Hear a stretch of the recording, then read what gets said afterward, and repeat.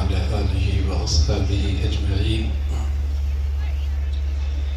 الحمد لله والصلاة والسلام على سيدنا محمد وعلى آله وأصحابه أجمعين.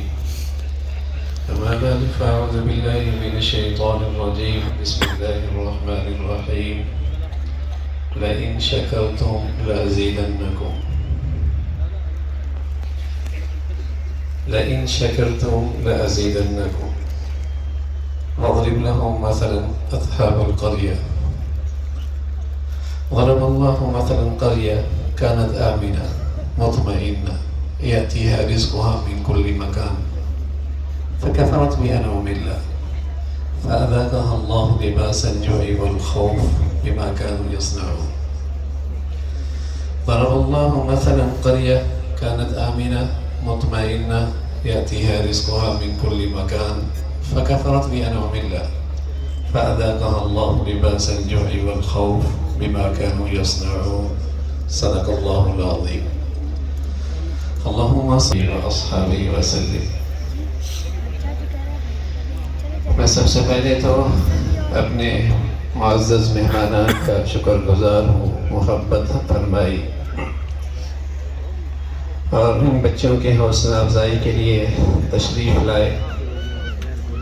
اور یہ سارا مجمع ماشاءاللہ جنہیں اللہ رب العزت نے دین سے، اہل دین سے، دینی اداروں سے، دینی مراکز سے محبت عطا فرمائی، سبھی بڑے خوش نصیب ہیں. لیکن خاص طور پہ وہ بچے اور جن بچوں کے والدین یہاں ہیں، جن بچوں نے قرآن مجید مکمل کیا، ان کے لیے بات مبارک کی ہے، خوش نصیبی کی ہے. سچ یہ ہے کہ ان کے اقبال بلند ہیں، ان کی قسمت بڑھیا ہے، ان کے نصیب جاگے ہیں. اللہ نے ان کی اولادوں کو اور ان کے سینے کو اپنے کلام کے لیے انتخاب فرمایا. ان کی قسمت اچھی، ان کے نصیب اچھے، ان کے اقبال بلند. جنہیں اللہ قرآن سے محبت دے دے، ان کی اولادوں کو قرآن، ان کے سینے کو قرآن کے لیے منتخب فرما لے، تو ان کی بڑی خوش نصیبی. ایک بات جو میرے لیے بھی اور ہم سب کے لیے اور وقت کا بڑا تقاضا ہے، وہ ہے اللہ کی نعمتوں پہ شکر ادا کرنا.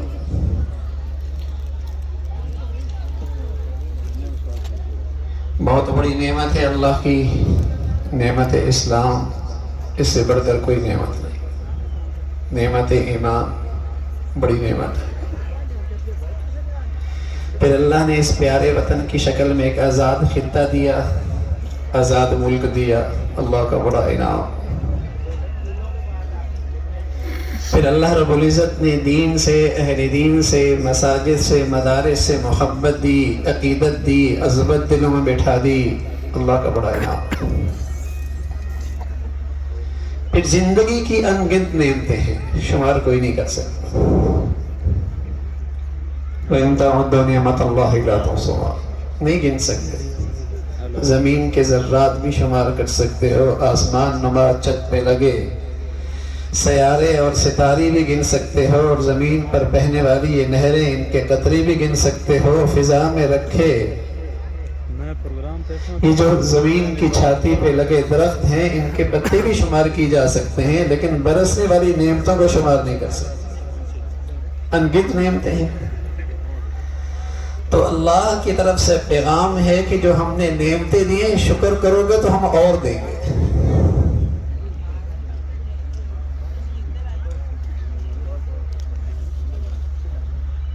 نعمتوں پہ شکر کرو، پریشان نہیں رہو گے، دکھی نہیں رہو گے، تنگدستی ختم ہو جائے گی، پریشانیوں سے نکل جاؤ گے، راستے کھلنے لگیں گے. ما یفعل اللہ بعذابکم ان شکرتم وآمنتم، مجھے کیا پڑی تمہیں تکلیف دوں اگر تم ایمان کے بعد اللہ کا شکر بجا لاؤ. شکر ایک ایسی بڑھیا عبادت ہے کہ آدمی اللہ کی غضب سے محفوظ ہو جاتا ہے، ناراضگی سے محفوظ ہو جاتا ہے، پکڑ سے محفوظ ہو جاتا ہے، نعمتیں کے چھن جانے سے محفوظ ہو جاتا ہے۔ شکر ایسی عبادت ہے کہ اللہ نے جو روحانی نعمتیں دے رکھی ہیں، ایمانی نعمتیں دے رکھی ہیں، اخروی نعمتیں دے رکھی ہیں، اور مادی اور دنیاوی نعمتیں دے رکھی ہیں، ان پر ہر وقت دل سے اللہ کا شکر ہو۔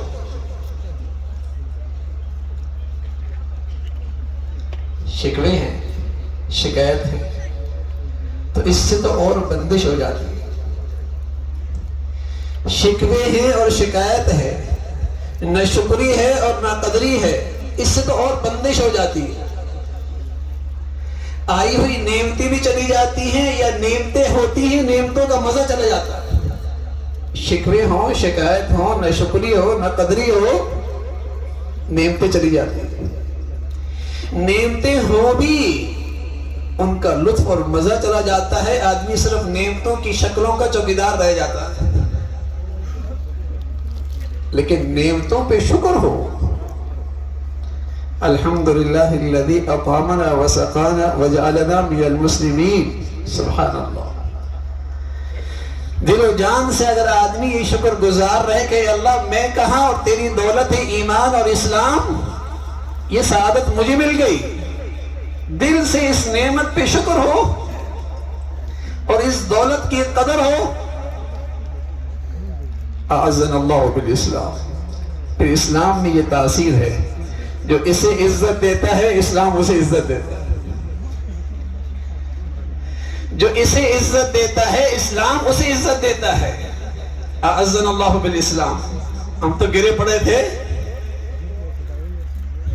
لیکن اسلام کو اسلام سے دامن وابستہ کر لیا، اسلام نے ہمیں عزت دے دی۔ یہ وہ سچے لوگ کہہ رہے ہیں جن پر دنیا کی کوئی مہذب سلطنت حکومت کرنے کے لیے تیار نہ تھی، وہ کہہ رہے ہیں اعزنا اللہ بالاسلام۔ آج عزت اور فلاح اور کامیابی کی جن بلندیوں پر ہیں، چیز ایک ہی ہے، دولت اسلام کی قدر کی، نعمت اسلام کی قدر کی ہے ہم نے۔ تو میرے عزیزو، نعمتیں بڑھانی ہے، نعمتیں محفوظ رکھنی ہے۔ اگر خاتمہ ایمان پہ چاہتے ہیں، خاتمہ اسلام پہ چاہتے ہیں، تو اللہ کی اس نعمت کا دل و جان سے شکر کیا کرو۔ یہ حسن خاتمہ کا مؤثر وظیفہ ہے، حسن خاتمہ کا مؤثر وظیفہ ہے کہ نعمت اسلام پر دل و جان سے اللہ کا شکر۔ اللہ نعمت اسلام دے رکھی، ایمان کی دولت دے رکھی۔ اللہ نے ایک پیغام دیا ہے کہ وَضَرَبَ اللَّهُ مَثَلًا قَرْيَةً كَانَتْ آمِنَةً مُطْمَئِنَّةً يَأْتِيهَا رِزْقُهَا مِنْ كُلِّ مَكَانٍ۔ ایک بستی تھی، ایک علاقہ تھا، ایک ملک تھا، ایک دنیا تھی۔ قرآن نے بتایا کانت آمینہ، بڑے امن سے رہ رہے۔ امن کہتے ہیں اندر بھی خوف نہیں ہے، کانت آمینہ امن کہتے ہیں باہر کے دشمن کا ڈر کوئی نہیں، مطمئنہ کہتے ہیں اندر بے چینی اور بے سکونی اور خوف کوئی نہیں۔ امن بھی تھا، اطمینان بھی تھا، باہر کا ڈر بھی کوئی نہیں، اندر بھی بے چینی اور خوف کوئی نہیں۔ کانت آمینہ مطمئنہ یأتیہا رزقہا من کل مکان۔ معاشی حالت بھی بڑی اچھی تھی، آسمان رحمت کی بارشیں بھیج رہا تھا، زمین سے رحمت کا غلہ اگ رہا تھا، مشرق مغرب شمال کے سارے تجارتی اسفار پر امن اور سلامتی کی تھے۔ کانت آمینہ مطمئنہ یأتیہا رزقہا من کل مکان۔ پھر کیا ہوا؟ پھر اس دنیا میں کیا ہوا؟ فرمایا فَكَفَرَتْ بِأَنْعُمِ اللَّهِ۔ اس دنیا نے اور ان اہل دنیا نے اللہ کی نعمتوں کی ناشکری کی۔ اللہ میاں اس دنیا والوں کو سزا کیا ملی؟ فَأَذَاقَهُ اللَّهُ لِبَاسَ الْجُوعِ، سب معاشی مصیبت میں گرفتار ہو، معاشی تنگ دستی میں گرفتار ہو گئے۔ آج غریب کا جھونپڑی والا بھی معاش سے پریشان ہے، معاشی مسئلہ سب سے بڑا مسئلہ ہے۔ کوٹھی اور بنگلے اور کروڑوں اربوں والا بھی آج اسے خوف لگا ہے کل کیا ہو۔ فَأَذَاقَهَا اللَّهُ لِبَاسَ الْجُوعِ. سبحان اللہ، اللہ نے معاشی تنگ دستی کا اور خوف کا لباس پہنا دیا. سوتا ہے تو خوف ہے، اٹھتا ہے تو خوف ہے، گھر میں ہے تو خوف ہے، باہر نکلتا ہے تو خوف ہے. عجیب پورے ماحول میں خوف مسلط ہے. فَأَذَاقَهَا اللَّهُ لِبَاسَ الْجُوعِ وَالْخَوْفِ. خوف، سکون نہیں رہا اندر، زندگی کا سکون چھن گیا. ہر شخص پریشان ہے کل کیا ہوگا، کل کیا ہوگا. تو اس کے ہم بہت سے ظاہری اسباب دیکھتے ہیں، ہم ظاہری حالات اور شکلوں پر نظر رکھتے ہیں، لیکن سچ کیا ہے میرے عزیزو؟ سچ یہ ہے کہ نعمت اسلام کی قدر کوئی نہیں ہوئی، نعمت دین کی قدر کوئی نہیں ہوئی.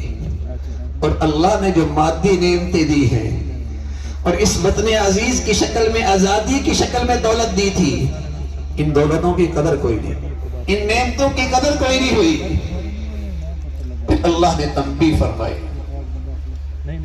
کہ اپنا راستہ بدلو، راستہ بدلو. لوٹو اپنے ماضی کی طرف، لوٹو اپنے دین کی طرف، لوٹو اپنے اسلام کی طرف. غلط فہمی ہے اور دنیا میں یہ غلط فہمی بٹھا دی گئی کہ اگر پورے طور پہ اسلام کی زندگی پہ عمل کرنے لگے تو ہم مشکلات میں آ جائیں گے. تو اپنے نبی پر اعتماد کوئی نہیں مسلمان کا آج، کہ نبی کا لایا ہوا دین تو مسائل سے نکالنے کے لیے ہے، پریشانی میں ڈالنے کے لیے نہیں، پریشانیوں سے نکالنے کے لیے ہے، ذلت کے لیے نہیں، عزت دلانے کے لیے ہے، ناکامی کے لیے نہیں آیا، وہ تو کامیابی دلانے کے لیے آیا.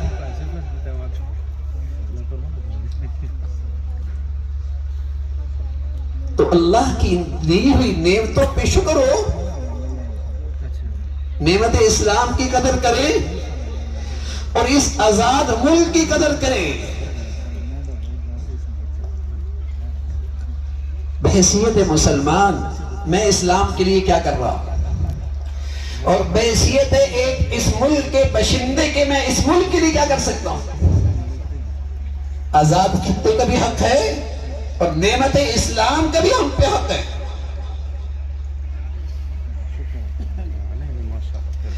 اس کی تعمیر میں ہمارا کتنا حصہ ہے.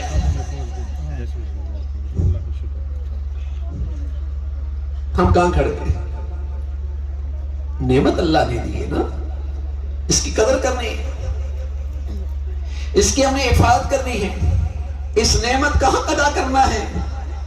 سچ کہہ رہا ہوں، کوئی تنے تنہا بھی اٹھ کر ان نعمتوں کی قدر کرے گا نا، اللہ اس کو امن عطا فرما دے گا، سلامتی عطا فرما دے گا. اس کا اندر سکون میں ہوگا، اس کا اندر بے خوف ہو جائے گا، اس کا اندر بے خوف ہو جائے گا، اس کا اندر سکون سے ہو جائے گا، اور دنیا کی فلاح اور آخرت کی کامیابی اس کے لیے مقدر ہو جائے گی. آج بھی اس سکے میں طاقت ہے، آج بھی اس نعمت اسلام میں یہ طاقت ہے کہ جھونپڑی والا ہو یا کوٹھی والا ہو، اسے عزت بھی دلا سکتا ہے، کامیابی بھی دلا سکتا ہے، سلامتی اور سکون بھی دلا سکتا ہے. لیکن اگر اس نعمت کی قدر کی نہ قدری کی میرے عزیزو، نہ جھوپڑی والوں کو سکون ملے گا، نہ کوٹھی والوں کو سکون ملے گا، کہیں نہیں ملے گا. تو اللہ نے یہ نعمت دی ہے بھائی، اور انگنت نعمتیں دے رکھی ہیں. ایک تو میرے عزیزو، ہم یہاں سے یہ پیغام لے کے جائیں کہ اپنی زندگی شکر پہ لے کے آئیں، ہر وقت اللہ کی نعمتوں پہ نظر ہو، دل میں خیال ہو، اور اندر سے یہ آواز آئے، اے اللہ آپ نے ہمیں میری اوقات سے زیادہ دے رکھا، آپ نے ہمیں ہماری حیثیت سے زیادہ دے رکھا. یقین جانے آپ کا کلیجہ ٹھنڈا رہے، آپ کا اندر سکون بھی رہے گا. یہ اندر کا شکر پیدا کریں.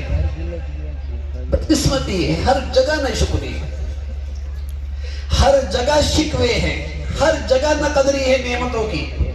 تو پھر کیسے سکون، پھر کیسے کامیابی، پھر کیسی اللہ کی نعمت ہے. لَإِن شَكَرْتُمْ لَأَزِيدَنَّكُمْ، شکر کرو گے، نعمتوں کا حق ادا کرو گے. روحانی نعمتیں ہیں، ایمانی نعمتیں ہیں، اسلامی نعمتیں ہیں، مادی نعمتیں ہیں، شکر کرو، ان کا حق ادا کرو تو اللہ رب العزت ان نعمتوں میں اضافہ فرمائے. تو ماشاءاللہ آپ حضرات نے بچوں کی نصائح بھی سنے، قاضی صاحب کی باتیں بھی ماشاءاللہ بہت قیمتی آپ نے سنی. بس اس مجلس سے ہم یہ چاہتے ہیں کہ چند باتیں لے کے جائیں. ایک تو یہ کریں، جو آنے والا میرا بھائیوں کا مجمع ہے، ایک تو یہ کوشش کریں میرے عزیزوں کہ اسلام کی چند بنیادی چیزیں ہیں، انہیں اپنی زندگی میں لے کے آئیں پھر آگے بڑھیں. انہیں اپنی زندگی میں لے کے آئیں پھر آگے بڑھیں. پہلی چیز جو اسلام کی بہت بنیادی چیز ہے، اس کے بغیر اسلام ایسا ہے جیسے سر ہے، جیسے جسم ہے اور سر کوئی نہیں. پہلی بنیادی چیز نماز. کوشش فرمائیں ہر مسلمان 5 وقت کی نماز مسجد میں ادا کرے. 5 وقت کی نماز مسجد میں پڑھے. میں مسلمان ہوں اور میں اسلام کا حق ادا کرنا چاہتا ہوں، اور میرے عزیزو بغیر اس نماز کے مسلمان کا کیا حق ادا ہوگا؟ بغیر نماز کی تو مسلمان ایسا ہے پورا جسم ہے، سر کوئی نہیں. اس لیے اللہ میاں کہتے ہیں کافر نماز نہیں پڑھتا، مشرک زکوٰۃ نہیں دیتا، مسلمان نماز بھی پڑھتا ہے، زکوٰۃ بھی دیتا ہے. کافر نماز نہیں پڑھتا، مشرک زکوٰۃ نہیں دیتا، مسلمان نماز بھی پڑھتا ہے، زکوٰۃ بھی دیتا ہے. 5 وقت کی نماز مسجد میں جماعت کے ساتھ، اس کا اہتمام ہو. تصور نہیں تھا مسلمانوں کے ہاں کوئی مسلمان کی اولاد ہو اور نماز نہ ہو، تصور نہیں تھا. ایک بنیادی چیز. دوسری چیز میرے عزیزو، روزانہ قرآن کھول کے 2 چند صفحے قرآن کی تلاوت کا اہتمام شروع کر دو.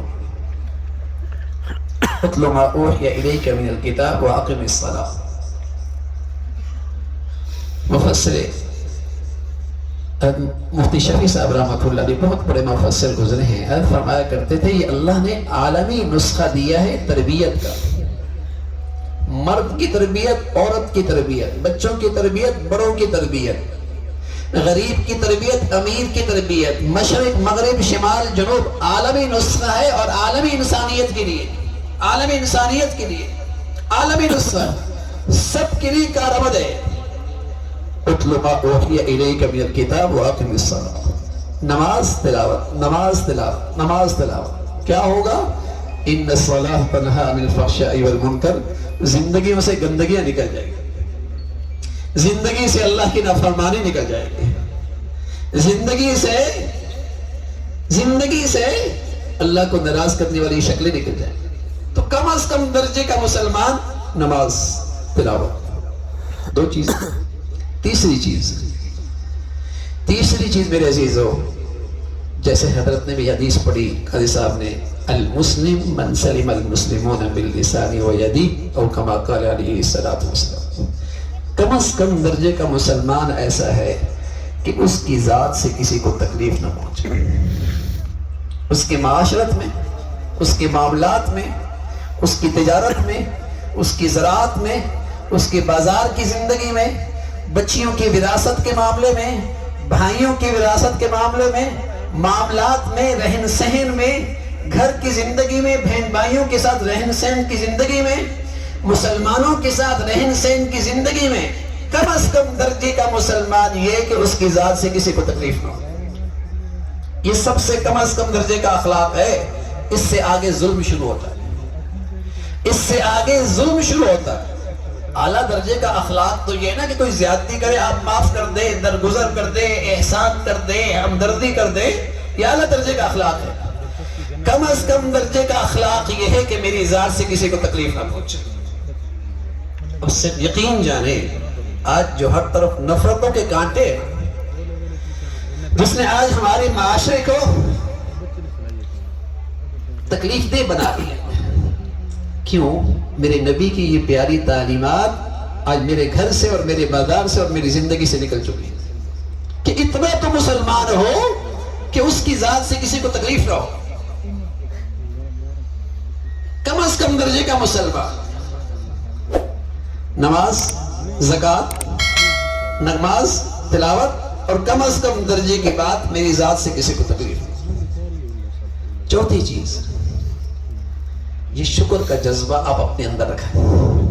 چلتے پھرتے اٹھتے بیٹھتے جب خیال آئے، اور آپ تو ہر لمحے اللہ کی کوئی نعمت استعمال کر رہے ہیں، میں اور آپ تو ہر لمحے اللہ کی نعمت استعمال کر رہے ہیں. سچ کہہ رہا ہوں، مایوسی نہیں ہوگی، ڈپریشن میں نہیں جائیں گے، زندگی میں ڈپریس نہیں آئے گا، زندگی تلخ نہیں ہوگی. ہر وقت دل و جان سے اللہ کا شکر ادا کریں. اللہ تیرا دیا ہوا بہت ہے. اور سچ یہ ہے کہ اللہ نے مجھے اور آپ کو اتنا دیا کہ لاکھوں کروڑوں سے زیادہ دے رکھا. ہم تو دیکھتی اس سے کہہ نا بس اوقات جو اپنے سے اوپر ہو، اور دیکھتی بھی دنیا کے معاملے میں اپنے سے اوپر کو ہے. آپ علیہ الصلوۃ والسلام فرمایا کرتے تھے تم دنیا میں اپنے سے اوپر کو دیکھو گے ہمیشہ ناشکری کرو گے اور مایوسی آئے گی، دکھ آئے گا، اندر سے غمگین ہو جاؤ گے. فرمایا کرتے تھے دنیا کے معاملے میں اپنے سے کم تر دیکھو، دل خوش ہو جائے گا، اندر سے شکر نکلے گا، اندر سے شکر نکلے گا. ہاں فرمایا کرتے دین کے معاملے میں اپنے سے بڑے کو دیکھو تاکہ اس کی ریس کرو، اس جیسا بننے کی کوشش کرو. نماز، تلاوت، میری ذات سے کسی کو تکلیف نہیں. میں عرض کر رہا ہوں ہر وقت دل میں شکر کے جذبات، زبان پر شکر کے کلمات. زندگی میں ٹھنڈک آئے گی، نعمتوں کے دروازے کھلیں گے. زندگی میں ٹھنڈک آئے گی، نعمتوں کے دروازے کھلیں گے. اور اللہ نے کہا ہے یہ بات کہ نعمتوں کے دروازے کھلتے. اور آخری بات، جب رات کو سوئیں، بستر پہ جائیں، ایک لمحے کے لیے سوچیں آج کوئی غلطی ہوئی، کوئی گناہ ہوا، کوئی زیادتی ہو گئی کسی کے ساتھ. تھوڑی دیر بیٹھ کے اللہ سے سچی معافی مانگ. یہ روز کا معمول بنا، تھوڑی دیر بیٹھ کے اللہ سے معافی مانگ لیا. حکیم الامت تھانوی رحمۃ اللہ علیہ فرمایا کرتے تھے کوئی آدمی رات کو سونے سے پہلے سچی معافی مانگنے کا معمول بنا لے تو اللہ اسے 2 نعمتوں میں سے ایک نعمت ضرور دیں گے. یا تو یوں ہوگا کہ اس کی زندگی سے اللہ کی نافرمانی ختم ہو جائیں گی، یا یہ ہوگا کہ اگر کسی دن مر گیا اور رات کو توبہ تو کی تھی، ایک دن کے گناہ ہوئے، اللہ ویسے ہی معاف فرما دیں گے. اللہ تعالیٰ ویسے ہی معاف فرما دیں گے. تو میرے عزیزو، اس مبارک مجلس سے اور اس دینی ادارے سے اور اس مبارک بچوں کی صحبت اور زیارت سے آج ہم اپنی زندگی میں آج سے ان چیزوں کا آغاز کریں اور اس کا اہتمام کریں. نماز بڑھیا، تلاوت بڑھیا، شکر کی کیفیات، اخلاق اچھے، اور کم از کم روزانہ تھوڑی دیر بیٹھ کے اللہ تعالیٰ سے معاف. تو اللہ کی ذات سبھی نے میرے عزیزو، نعمت اسلام کی اگر شکر گزاری شروع ہو گئی اور قدردانی شروع ہو گئی، زندگی ہی بدل جائے گی، زندگی ہی بدل جائے گی. پھر آپ اللہ کی نعمتوں کا مزہ دیکھیے اور اس کا لطف دیکھیے، اس کی برکتیں دیکھیے. اللہ رب العزت ہم سب کے لیے ان چیزوں پہ عمل کرنا آسان فرمائے. وآخر دعوانا الحمدللہ رب العالمین. سبھی حضرات درود شریف پڑھ لیں.